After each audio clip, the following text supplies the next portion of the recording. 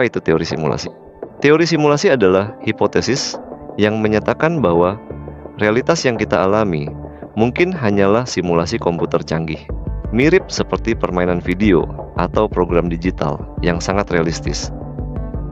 Teori ini dipopulerkan oleh filsuf Nick Bostrom dalam makalahnya tahun 2003 berjudul Are You Living in a Computer Simulation? Ia mengusulkan 3 kemungkinan utama. 1. Peradaban maju tidak pernah mencapai teknologi untuk menciptakan simulasi realitas yang realistis. 2.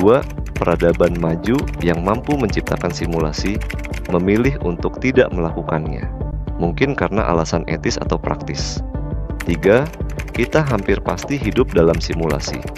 Sebab, jika peradaban maju menciptakan banyak simulasi, maka jumlah realitas simulasi akan jauh lebih banyak daripada realitas asli. Artinya, peluang kita berada di simulasi sangat tinggi. Ya, dengan kata lain, jika teknologi memungkinkan penciptaan simulasi yang nyaris sempurna, kemungkinan besar kita adalah bagian dari salah satu simulasi tersebut, bukan dari realitas asli. Teori ini mempertanyakan hakikat keberadaan manusia.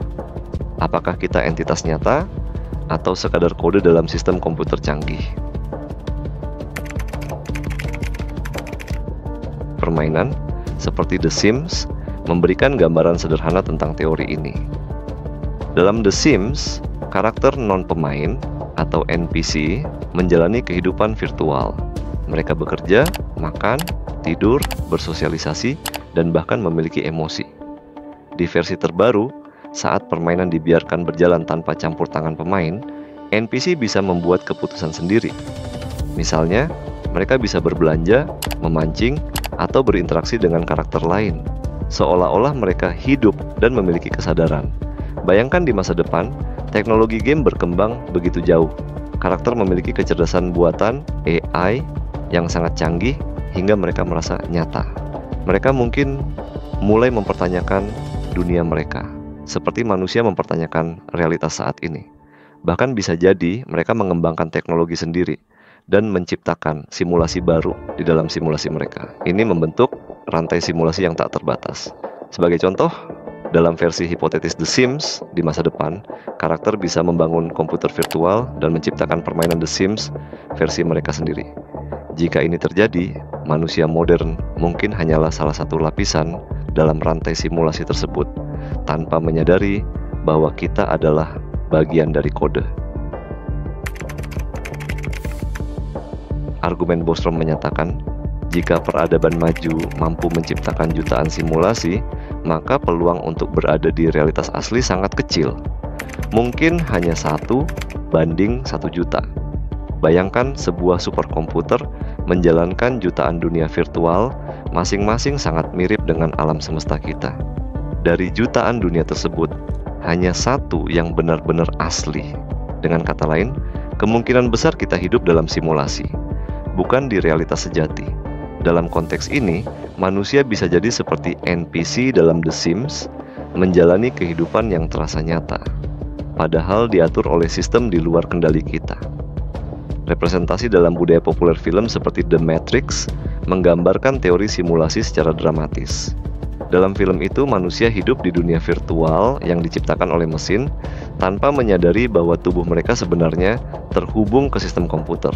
Dunia virtual itu terasa nyata, tapi hanyalah ilusi digital. Contoh lain, permainan No Man's Sky yang menciptakan alam semesta virtual dengan miliaran planet secara prosedural. Jika karakter dalam permainan ini memiliki kesadaran, mereka mungkin percaya bahwa alam semesta mereka benar-benar nyata, sama seperti kita mempercayai dunia ini. Simulasi sebagai ekspresi kreativitas kosmik.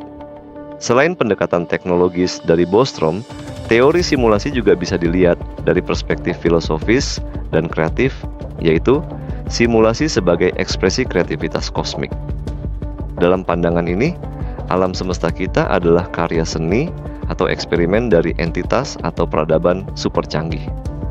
Mereka menciptakan simulasi bukan hanya untuk sains, tapi sebagai bentuk ekspresi estetis, emosional, atau moral. Seperti seorang seniman yang melukis atau penulis yang menciptakan novel. Inti pandangan ini, Alam semesta kita mungkin adalah cerita kosmik yang dirancang dengan sengaja. Penciptanya ingin mengeksplorasi konsep seperti kebebasan, cinta, penderitaan, atau kreativitas dalam lingkungan terkendali. Kreativitas sebagai esensi simulasi. Sang pencipta mungkin adalah seniman atau filsuf kosmik yang ingin memahami hakikat keberadaan lewat ciptaannya. Rantai simulasi mencerminkan diri manusia. Kita menciptakan game dan AI sebagai wujud dorongan kreatif dan keinginan untuk memahami diri sendiri. Koneksi spiritual. Dalam beberapa tradisi seperti Hindu atau Buddha, dunia dianggap sebagai ilusi atau mimpi dari entitas yang lebih tinggi. Ini sangat mirip dengan ide simulasi. Bayangkan di masa depan, seorang pengembang game menciptakan dunia simulasi dengan AI yang sadar. Karakter AI ini mulai menciptakan seni, musik, bahkan bertanya, "Siapa pencipta kami?" Atau "Apa tujuan hidup kami?" Pengembang itu mungkin merasa tersentuh, seperti seniman yang bangga terhadap karya hidupnya. Kalau begitu, manusia bisa jadi karakter dalam simulasi serupa dengan pencipta kita sedang mengamati dan berefleksi. Setiap tindakan manusia, dari menciptakan seni, membantu orang lain, sampai membuat kesalahan, mungkin punya makna dalam cerita besar simulasi ini. Hidup dalam simulasi tidak mengurangi nilai pengalaman kita. Sama seperti kita bisa menikmati film walaupun tahu itu fiksi, kehidupan tetap berharga, dan jika suatu saat kita menciptakan makhluk sadar dalam simulasi, maka kita juga punya tanggung jawab etis, mungkin sama seperti pencipta kita terhadap kita. Teknologi manusia terus berkembang. Dari game sederhana seperti Pong di tahun 1970-an sampai dunia virtual canggih seperti Red Dead Redemption 2, AI juga semakin pinter.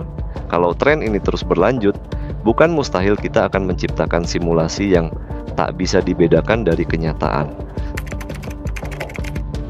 Alam semesta diatur oleh hukum matematis yang sangat tepat, seperti kode dalam program komputer.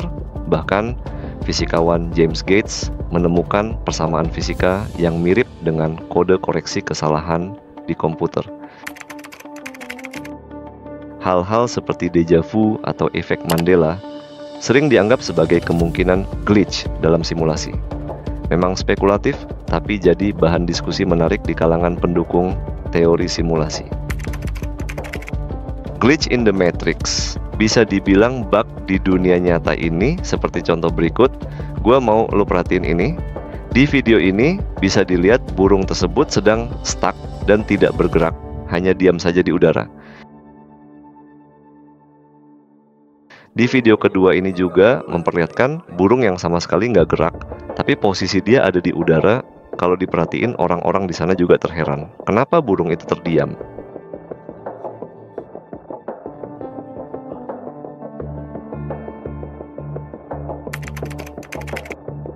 Kurangnya bukti empiris. Tidak ada cara pasti untuk membuktikan atau menyangkal teori ini, karena kita tidak bisa keluar dari simulasi dan melihat dunia nyata. Kebutuhan komputasi ekstrem. Untuk mensimulasikan alam semesta seperti ini, dibutuhkan sumber daya komputasi yang sangat besar. Beberapa ilmuwan ragu apakah komputer sekuat itu benar-benar bisa ada. Pertanyaan etis. Kalau kita hidup dalam simulasi, kenapa pencipta kita membiarkan penderitaan? Apakah itu bagian dari desain atau pencipta kita tidak peduli? Kesimpulan teori simulasi menantang pemahaman kita tentang realitas, kesadaran, dan makna keberadaan. Lewat analogi seperti The Sims atau The Matrix, kita bisa membayangkan bahwa dunia ini hanyalah satu lapisan dari simulasi yang tak berujung. Pandangan baru, yaitu simulasi sebagai ekspresi kreativitas kosmik, memberi perspektif yang lebih optimis. Teori ini mengajak kita untuk merenungkan, apa hakikat dari keberadaan kita? Apakah kita nyata? Atau hanya karakter dalam cerita kosmik? Apapun jawabannya, teori ini mendorong kita untuk menjalani hidup dengan penuh makna. sambil terus mencari kebenaran di balik realitas yang kita alami.